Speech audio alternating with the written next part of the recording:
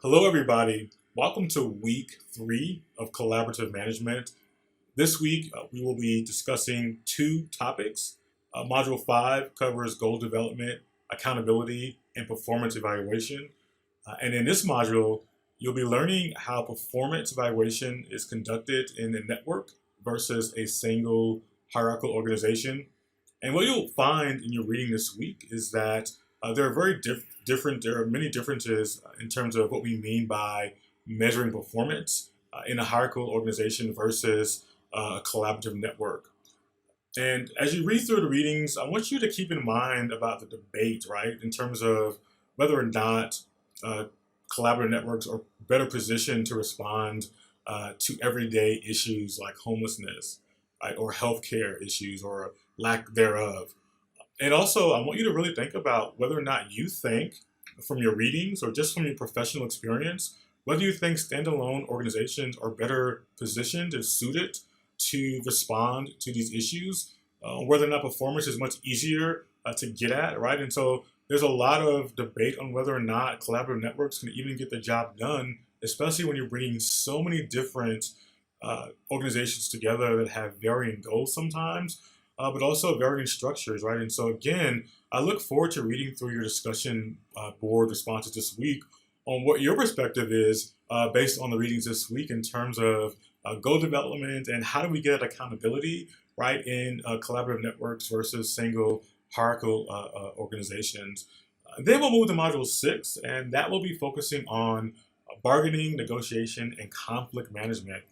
Believe it or not, bringing multiple organizations together sometimes may not be the best thing to do to address an issue, especially considering the current climate within which those organizations operate, whether it be in a region or a state.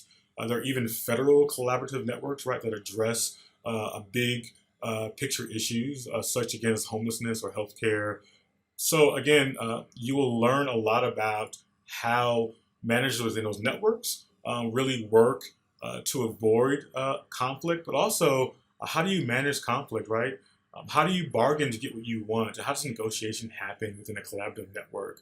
For example, you think about how many organizations within a network may really believe that the issue at hand should be addressed one way, whereas other members of the network may think differently, right? So how do you bring everybody together on the same page to achieve the mission of what the network is supposed to achieve? Also, I want you to think about who's in charge, right? And so a lot of times your larger organizations may dominate the network because they have more stake in the game, right? And so really think about, again, how do you address conflict such as that? So again, I look forward to reading your responses for Module 6. Also, there's some other things I wanted to talk about as we progress through summer session 1. First are your discussion boards. I really encourage you all to post as early as possible. That way your classmates can also respond in a timely fashion. Keep in mind that Module 5's work is due on Wednesday evening by midnight, and for Module 6 activities and assignments, they're due by Sunday at midnight. Again, you'll find that I may go into discussion boards, which I will do again this week, and respond to some of you all and ask or challenge you on your comments. And feel free to respond if you have time. But keep in mind that you are responsible to respond to two of your classmates, and it doesn't always have to be me.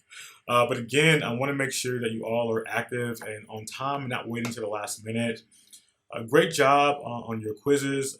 I will have the rest of the assignments graded for modules 2 and 3. That'll be done by this evening. That way you'll have ample time as you prepare your responses for discussion boards for this week and also in preparation for the case study that's due on Sunday. So I'll provide a lot of feedback. That way you all can use it. Also, please do not procrastinate. I know many life situations happens. Many of you are traveling with family for the summertime. But again, this course should be a priority for you all, keeping in mind that we're condensing 14 and 15-week semester into just 5 weeks, right? So we have a little over 2.5 weeks left, right? We're almost to the finish line, and I just want to encourage you all to get the job done. If you have any questions or any concerns, please do not hesitate to send me an email or give me a phone call. I'm here to help coach you through this class, but also I'm here to be a partner to ensure your success So again, any issues, do not hesitate to reach out. I look forward to interacting with many of you this week via Module 5 and Module 6, and hope you're having a great start to your week.